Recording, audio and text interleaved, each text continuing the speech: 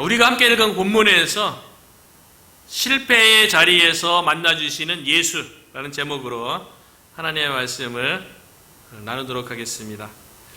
사람은 누구나 실수를 하거나 실패할 때가 있어요.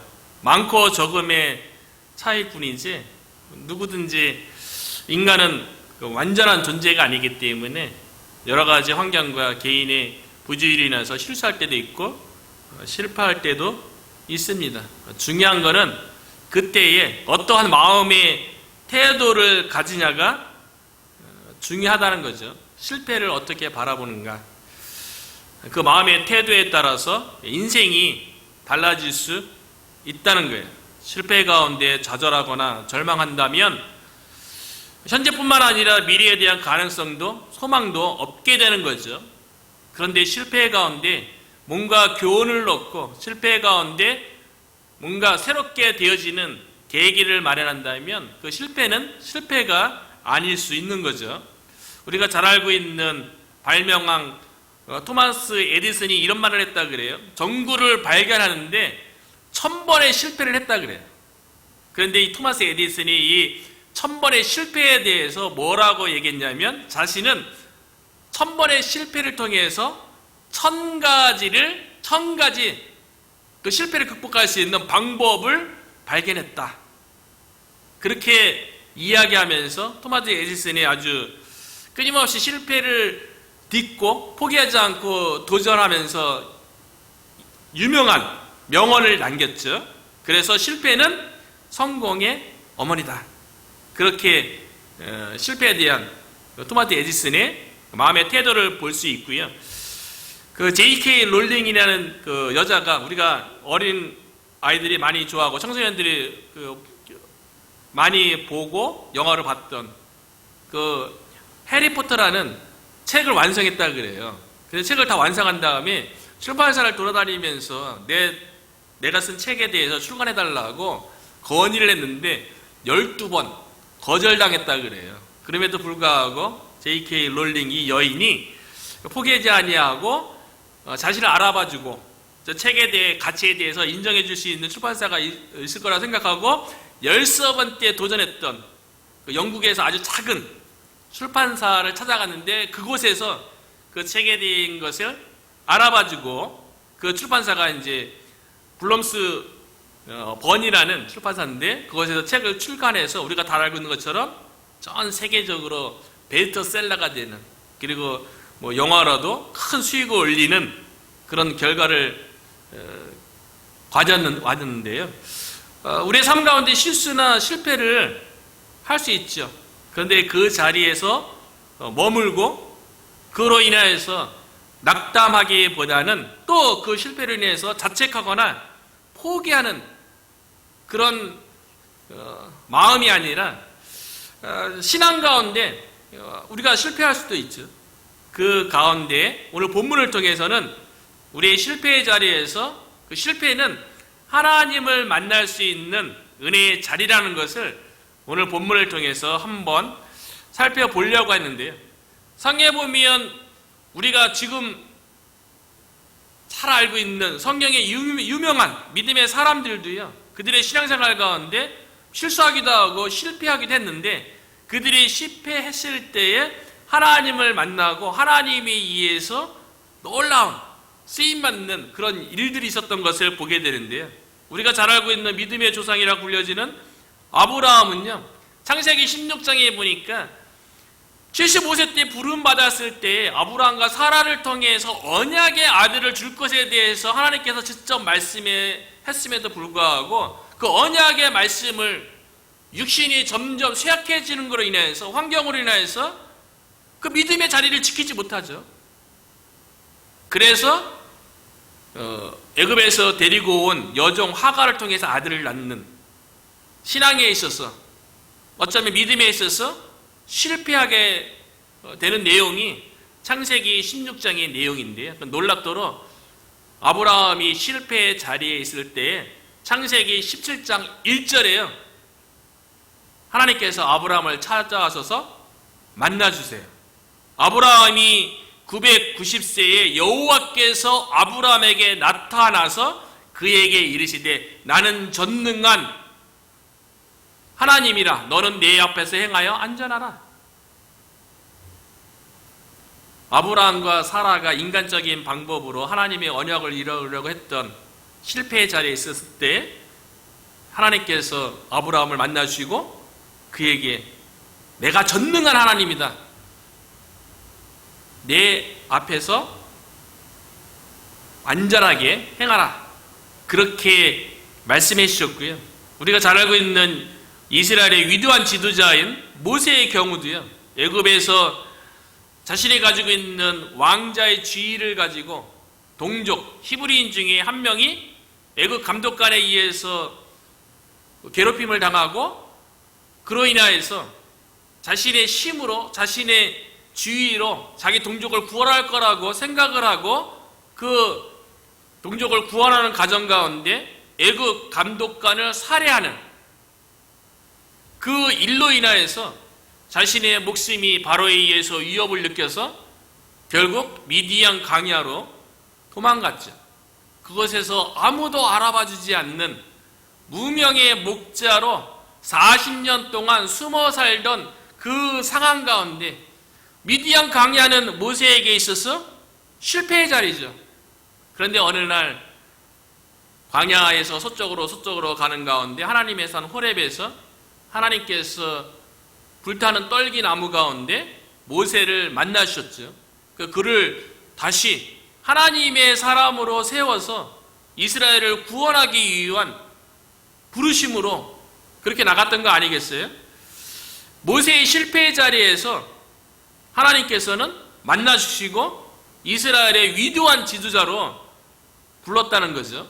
오늘 본문에 등장하는 예수님의 제자들은요, 그 후에 1절에 있는 것처럼 예수님의 십자가에서 못 박히는 그 사건 이후에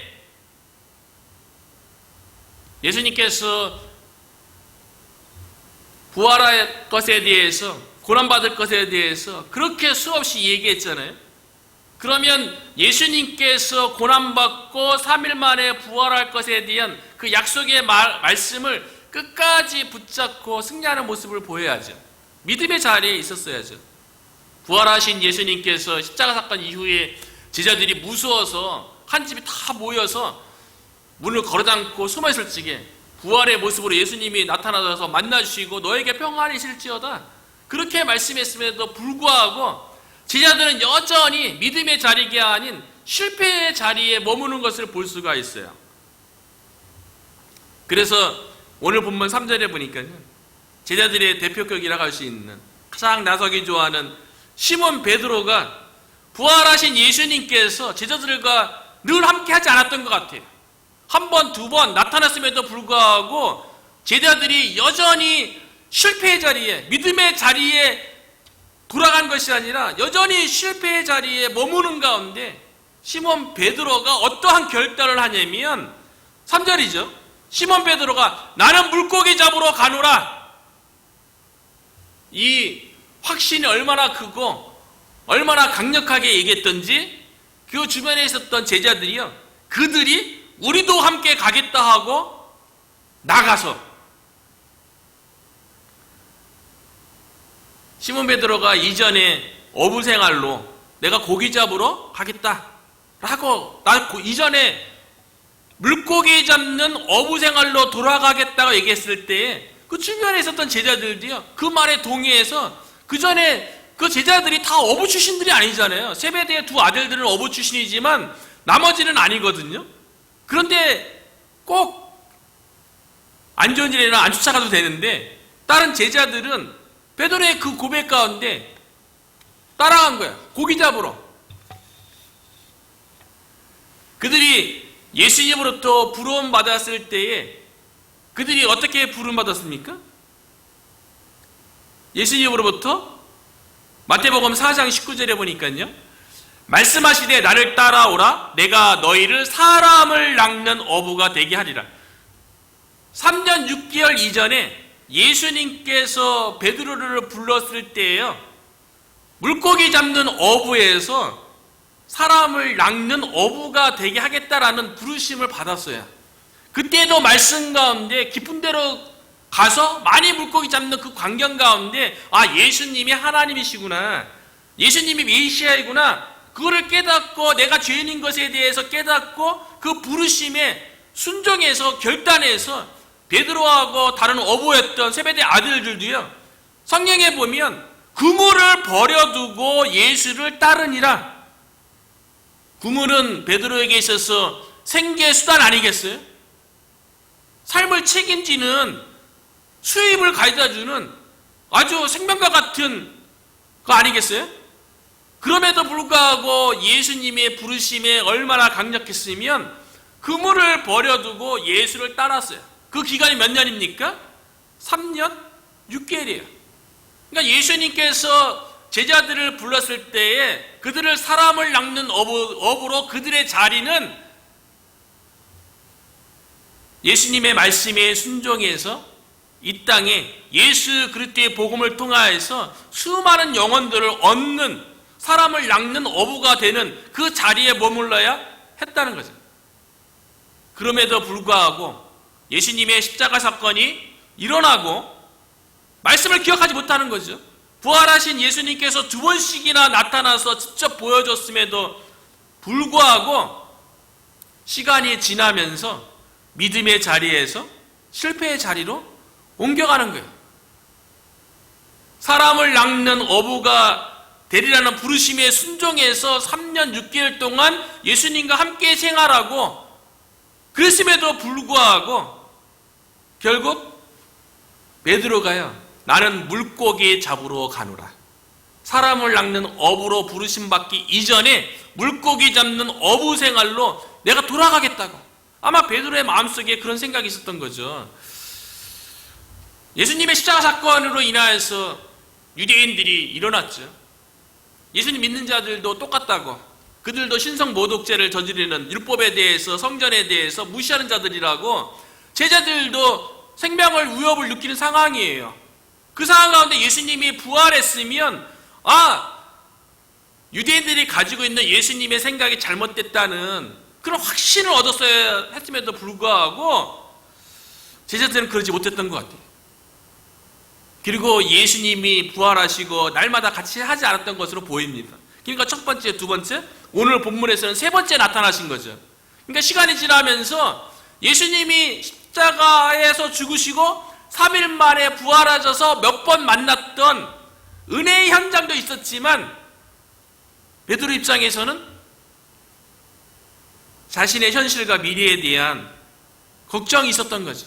그러니까 여전히 말씀의 자리에 있지 못하는 거예요. 예수님께서 공생의 기간 동안에 제자들에게 뭐라고 했습니까? 무엇을 먹으실까? 무엇을 먹을까? 무엇을 입을까? 염려하지 말라. 너희 아버지께서 이것이 다 너에게 있을 것을 다 아시느니라. 너희는 먼저 그의 나라와 그의 의를 구하라. 그리하면 너에게 이 모든 것, 너희가 필요하다고 생각하는 모든 것 너희에게 더해주겠다. 채워주시겠다. 끊임없이 예수님께서 말씀하신 거 아니겠어요? 그러면 예수님의 제자들이 그 말씀을 믿고 그 말씀의 자리에 있었어야죠. 그래서 눈에 보이는 현실의 문제 앞에서 물고기 잡으러 가는, 옛 생활로 돌아가는 실패의 자리에 머물게 된 거죠. 많은 사람들이 신앙생활에 왜 실패합니까? 삶 가운데 왜 실패합니까? 성경에 기록되어 있는 말씀보다도 현실의 문제가 더 큰 장애물로, 장벽으로 다가오기 때문에 그런 거죠. 그래서 베드로가 다른 제자들과 더불어 고향으로 돌아갔어요. 물고기 잡는 어부가 되었어요. 그런데 그들의 삶의 결과가 무엇인지 그의 삶의 현실에 대해서 5절에 잘 얘기하고 있는데요. 예수님께서 물어보는 거예요. 베드로 입장에서는 예수님을 쫓아다니다가 예수님을 부활하신 예수님을 몇 번 만났지만 다시 고기잡이 생활로 돌아갔을 때는 얼마나 많은 고민 가운데 이전에는 예수님을 쫓아다니면 이 땅이 하나님의 나라가 되고 예수님으로 인하여서 쓰임받을 것에 대한 어떤 기대도 이런 것도 있었겠죠. 그런 상황 가운데 물고기 잡는 어부 생활로 돌아갔을 때는 여러 가지 고민도 했을 거예요. 그러면 고기잡이 생활 가운데 뭔가 열매가 있어야죠. 우리는 늘 삶 가운데 여러 가지 갈등 가운데 여러 가지 길이 있을 때 가장 최선을 선택하는 거 아니겠어요? 나에게 도움될 만한 걸 선택하는 거 아니겠어요? 나에게 유익된 인생을 선택하는 거 아니겠어요? 그러니까 베드로가 물고기 잡으러 돌아갔을 때는 그것이 자기 인생이 더 낫다고 생각해서 돌아갔으면 거기에 합당하게 뭔가 결과가 있고 열매가 있어야 되는데, 그래서 예수님께서 베드로와 더불어 그를 함께 쫓아간 제자들에게 5절을 보면 이렇게 얘기하는 거예요. 얘들아, 너희에게 고기가 있느냐? 이전 생활로 돌아갔잖아요. 고기잡이 생활로 돌아갔잖아요. 그렇게 예수님을 3년 반 동안 열정적으로 따라다녔음에도 불구하고 이전으로 생활로 돌아갔으면, 나름대로 결단하고 결심하고 갔으면 거기서 뭔가 잘 되는 모습이 있어야죠. 그런데 제자들의 대답이 무엇입니까? 대답하되 없나이다. 베드로가 다시 이전 생활로 돌아갔을 때 그럭저럭 살았을까요? 아니었을 거예요. 이전에 어부로서 그동안에 가졌던 경험, 지식 총동원해서 물고기 잡는, 이제는 예수님 쫓아다니는 게 아니고 내가 내 인생을 책임져야 되고 내가 내 가족을 책임져야 되니까 바닷가에 나가서 열심히 고기 잡아서 가족을 살리고 자녀들에게 도움되어지는 최선을 다했겠죠. 그런데 베드로의 대답이 뭡니까? 없나이다. 이것이 하나님 없는 인생의 현실이 아닌가 그런 생각을 해보는 거예요. 예수님을 그렇게 쫓아다니고 예수님과 함께 먹고 자고 생활했던 3년 6개월의 생활을 저버리고 예수님을 떠나서 옛 생활로 돌아갔을 때에 아무 열매가 없는, 아무것도 낳지 못하는, 그것이 하나님 없는, 하나님 없이 살아가는 인생이 영적인 현실이 아닌가 베드로가 잘 보여주고 있는 거죠. 세상적인 눈으로는 어쩌면 그렇죠. 세상에서 얻는 부귀 영화, 세상에서 얻는 성공, 세상에 얻는 지위 권세, 이런 것이 육신을 위해서 유익하거나 육신을 위해서는 편안할 수 있죠. 근데 그것이 우리에게 영혼에 어떤 도움이 됩니까? 세상의 부귀 영화가 영적인 어떤 유익과 도움을 갖다 줍니까? 아무것도 아닌 거죠. 옛날 어르신들이 늘 몸을 사리고 그러면 저희 어머니도 그런 말을 많이 했던 것 같아요. 죽어지면 썩어질 몸통이 되게 아낀다고. 그렇죠? 세상 사람들에게 원리죠. 세상 사람들의 생각이죠. 아무리 세상적인 많은 거 가지고 있으면 뭐합니까? 죽으면 아무것도 아닌데 그것이 나에게 영혼의 생명이 어떠한 도움을 주는 거예요? 아무것도 아니죠. 그러니까 베드로가 너에게 무엇이 있느냐? 아마 베드로는 알았던 것 같아요. 예수님 없는 삶에 너 현실의 그 결과가 무엇이지? 이렇게 물어본 거죠. 그러니까 베드로도 아는 거예요. 없나이다. 그래서 예수님께서 제자들에게 공생의 기간 동안에 뭐라고 얘기했습니까? 예수님 떠나서는 아무런 의미도 없고 열매도 없는 인생이라는 것에 대해서 요한복음 15장 5절에는 나는 포도나무여 너희는 가지라 그가 내 안에 내가 그 안에 거하면 사람이 열매를 많이 맺나니 나를 떠나서는 너희가 아무것도 할 수 없음이라. 예수님 떠나서 아무것도 할 수 없고 예수님 떠나서 어떤 물고기도 잡지 못하는 없나이다. 그 예수님 말씀대로 된 거죠. 예수님 떠나서 옛생활로 돌아가서 얻어지는 게 무엇입니까? 우리가 지난주에도 누가복음의 15장에 나오는 탕자의 비유에서 둘째 아들이 아버지 유산 가지고 먼 나라 가서 살면 뭔가 사업도 성공하고 뭔가 집도 짓고 아름답게 살 것 같았지만 모든 재산 다 잃어버리고 결국 돼지우리에서 돼지 쥐염 열매를 먹고자 하지만 그것조차도 못 먹는 거지 신세로 전락하는 것이 예수님 없이 하나님을 떠난 인생의 처참한 영적인 모습이라는 거죠. 예수님과 함께 할 때, 예수님 안에 거할 때 열매가 있고 어떤 일도 할 수 있는 능력이 저와 여러분에게 주어지는 줄로 믿습니다. 베드로와 제자들은 없나이다 이 대답 속에서 이전의 생활로 돌아간 현실의 그 문제에 대해서 잘 보여주고 있어요. 철저히 실패한 모습이죠. 신앙도 실패했고 삶의 어떤 소득 측면에서도 실패한 그런 모습 가운데 있는 거 아니겠어요? 그런 제자들을 향해서 예수님께서요 찾아갔다는 거예요. 그 실패의 자리로요. 말씀을 떠난 자리, 예수님을 떠난 자리, 먹고 사는 현실의 문제에 집착해 있는 그 자리, 그 자리로 예수님께서 찾아가서 나타났다는 거예요. 이게 은혜죠. 예수님께서 1절과 14절에 보면요, 세 번째 제자들에게 나타난 거래요. 예수님께서 베드로의 고향, 물고기 잡던 그곳, 현실의 문제에 고민하고 있는 그 베드로에게 직접 찾아가셨어요. 그리고 그 제자들을 향해서 말씀하시죠. 물고기 없다는 그들을 향해서요. 6절에 보니까 이르시되 그물을 배 오른편에 던지라 그리하면 잡으리라 하시니 이에 던졌더니 물고기가 많아 그물을 들 수 없더라. 그 전에 보니까 왼쪽에서 던지다가 오른쪽으로 던지라고 그럴 수도 있고 오른쪽으로 계속 던졌었는데 오른쪽에 또 던져라. 베드로 입장에서는 의아한 거죠. 아니 왼쪽에 던지다가 오른쪽 던진다고 뭐 더 잡히나요? 밤새도록 수고했는데 오른쪽에 던지다가 그 자리에 또 던진다고 뭐 던지나요? 그러나 해변가에서 들려오지는 그 음성 가운데 순종했어요. 정확하게 예수님의 음성인지 몰랐죠.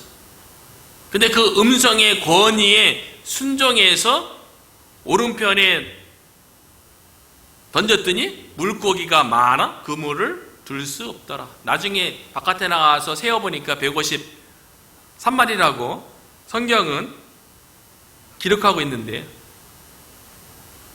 그 전까지는 왜 물고기를 못 잡았습니까?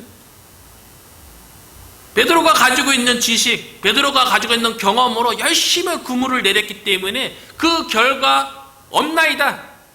그러니까 지금은 왜 물고기를 그물을 들 수 없을 정도로 많이 얻었습니까? 말씀과 함께 그물을 던졌기 때문에. 우리의 삶 가운데도 우리의 신앙생활 가운데도 말씀과 함께 그물을 던지는 저와 여러분 되시기를 바랍니다.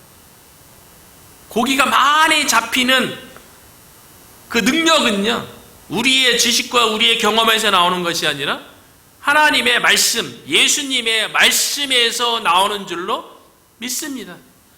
말씀이 함께 있기 때문에 그물에 수많은 물고기가 잡힌 거죠. 우리 삶 가운데 말씀과 함께 우리의 삶의 현실에서 그물을 내린다면 그곳에 들 수 없을 정도의 물고기가 많이 잡히는 놀라운 하나님의 능력이 나타날 줄로 믿습니다. 그 사건을 통해서 예수님인 걸 알아봤죠. 그래서 이전에도 얘기했지만 베드로는 자기의 성격대로 겉옷을 허리에 묶고 그 거리가 50칸이래요. 50칸. 오늘날 계산으로 하면 90m에서 100m. 90m에서 100m면 그리 먼 거리도 아니에요. 90m, 100m면 뭐 얼마나 되겠어요. 그런데 베드로는 말씀에 순종해서 고기가 많이 잡히는 말씀이 성취되어지는 그걸 통해서 예수님인 걸 알아본 거죠. 주님이시다. 베드로는 겉옷을 허리에 묶고 뛰어내렸고요. 제자들은요, 작은 배에 늦어서 누가 더 빨리 왔을까요? 베드로는 자기가 더 빨리 오고 싶었겠죠. 근데 배가 더 빠르지 않겠어요? 제자들이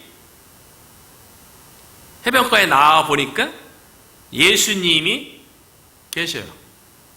그런데 놀랍게 그 해변가에 무엇이 있었냐면 9절에 보니까요, 올라보니 숯불이 있는데 그 위에 생선이 놓였고 떡도 있더라. 예수님께서 밤새 수고했지만 물고기를 못 잡다가 예수님의 말씀에 의해서 그물을 오른쪽에 던져서 수많은 물고기를 잡은 그 제자들 위해서 준비한 게 뭐예요? 숯불과 생선과 떡이에요. 그래서 제자들에게서 숯불은 어떤 의미입니까? 베드로가 숯불 옆에서 한 여종에게 나는 예수님 알지 못한다라고 3번 부인했던 자리예요. 숯불은 베드로에게 있어서 실패를 연상시키는 거죠. 실패의 자리죠. 베드로는 뜨끔했을 거예요. 나왔는데 딱 보니까 예수님이 숯불 옆에 있어요. 숯불 보면서 베드로가 뭘 생각했겠어요? 예수님을 3번 부인했던 그 실패를 기억하지 않았겠어요? 그 자리로, 실패의 자리로, 우리는 그 실패의 자리에서 낙담하고 좌절하고 절망할 수 있는데 예수님은 그러지 말라는 거예요. 숯불을 펴놓고 그 실패의 자리에서 예수님이 무엇을 준비하고 있습니까? 그 숯불에 구운 생선과 떡을 준비하고 있어요. 그 실패의 자리에서 다시 힘을 얻고 일어설 수 있도록 예수님께서 음식을 준비하셨다는 거예요. 저와 여러분이 실패의 자리가 있다면 그 자리에서 우리를 위해서 다시 먹고 힘을 내고 일어설 수 있는 예수님이 준비해 놓으신 생선과 떡, 우리가 먹을 수 있는 은혜가 있기를 주의 이름으로 축원합니다. 구약의 기적을 가장 많이 일으켰던 엘리야 선지자가 바알 선지자와 아세라 선지자 850명을 무찌르고 그 아세라가 그 광경으로 인해서 선지자 엘리야를 그냥 놔두지 않겠다고 신의 이름으로 막 맹세하니까 그것이 두려워서 엘리야 선지자가 광야로 도망갔던 거 아니겠어요? 내가 주의 이름으로 이렇게 큰 일을 행했는데 하나님은 나를 지키지 아니하고 뭐하고 계시는가? 한 여자의 자신을 그냥 놔두지 않겠다는 그 말 한마디에 로뎀나무 아래에서 죽기를 청하는, 어쩌면 믿음의 실패의 자리라고 볼 수 있죠. 그런데 그 엘리야를 위해서 하나님께서 그곳에서도 동일하게 열왕기상 19장 5절에 보니까요, 그 노랫나무 아래에서 죽기를 청하면서 실패의 자리에 누워있었던 그 엘리야 선지자를 위해서요, 잠이 들었어요. 깨보니까 머리맡에 숯불에 구운 떡과 한 병 물이 있더라. 이에 먹고 마시고 다시 누웠더니 광야를 도망쳐온 그 엘리야 선지자를 회복시키시는 거죠. 다시 일어설 수 있도록 실패의 자리에서 힘을 내라고 하나님께서 숯불에 구운 떡과 한 병의 물을 준비하는 거죠. 이것에 의지해서 나중에 엘리야 선지자가 그동안 했던 일보다 더 큰 일들을 감당하는 거 아니겠어요? 이스라엘의 왕을 세우고 아람 왕을 세우고 차기 선지자인 엘리사 선지자를 세우는, 회복돼서 더 큰 사명을 감당하는 엘리야 선지자가 됐던 거죠. 마찬가지로 예수님께서 숯불에 구운 생선과 떡을 통해서요, 이전에 실패의 자리에 머무르지 말고 우리는 그 실패한 경험이 있으면 그것에 묶여서 현실뿐만 아니라 미래에 한 발짝도 못 나가는 그런 일들을 얼마나 경험 많이 합니까? 그 실패 때문에, 그 상처 때문에 내가 뭐 할 수 있겠어? 내가 할 수 있는 거 없죠, 사실은. 예수님이 함께 하시고 예수님이 도와줄 적에 우리가 어떤 일도 할 수 있는 거지, 우리 스스로 할 수 있는 거 아무것도 없는 거 아니겠어요? 그래서 예수님께서 그 숯불 옆에서 제자들에게 이렇게 말씀하시는 거예요. 여러 가지 생각이 막 복잡했겠죠, 베드로 같은 경우는요. 그런데 예수님께서 베드로와 제자들에게 따뜻한 말로 얘기했을 거예요. 와서 조반을 먹어라. 내가 숯불에 구운 생선과 떡 너희를 준비했으니 와서 조반을 먹어라. 나와 함께 식사하자. 늘 얘기하지만 이스라엘 문화권에서 식사라는 것은 내가 상대방을 인정하고 내 친구로 받아준다. 내가 너를 용서한다. 내가 너를 사랑한다. 이런 의미가 있는 거 아니겠어요? 그래서 예수님께서 바리새인들에 의해서 늘 비난받았던 것이 예수님은 세리와 죄인들의 친구고 그들과 어울려서 먹기를 탐하고 포도주를 즐기는 함께 식사니까 그들 식사 자리로 이렇게 초대하니까요. 그게 싫어서 바리새인들이 비난했던 거 아니겠어요? 그런데 숯불 옆에서 예수님을 3번이나 부인했던 그 베드로와 그 제자들도 마찬가지죠. 그들 향해서 와서 나와 함께 조반을 먹자. 나와 함께 식사하자. 예수님께서 이 한마디를 통해서요. 베드로의 마음이 풀어졌을 거예요. 이것이 무엇을 의미하는지 베드로들은 그 문화 속에서 알고 있는 거죠. 예수님께서 지난날 내가 숯불 옆에서 예수님을 3번 부인하고 지금 이곳 예수님의 부르심의 자리가 아닌 옛 생활로 돌아가서 물고기 잡는 어부 생활로 있는 나의 이 모습에 대해서 예수님께서 용서하시고 그럼에도 불구하고 받아주고 회복시키시고 있구나. 나에게 다시 힘을 내서 다시 일어서서 물고기 잡는 어부가 아니라 처음 불었을 때에 물고기 사람을 낚는 어부가 되라고 예수님께서 나를 회복시키고 있구나. 숯불 옆에서 예수님과 함께 식사하면서 베드로는 그것을 깨달았을 거예요. 실패의 자리에서 예수님을 만나서 예수님으로 인하여서 용서를 경험하고 화해를 경험하고 예수님이 처음 사람을 낚는 어부가 되라고 불렀을 때에 그때로 사명으로 다시 회복시키시는 그 예수님의 따뜻한 손길 가운데 베드로는 다시 일어서서 그 사명의 길을 가게 되는 거죠.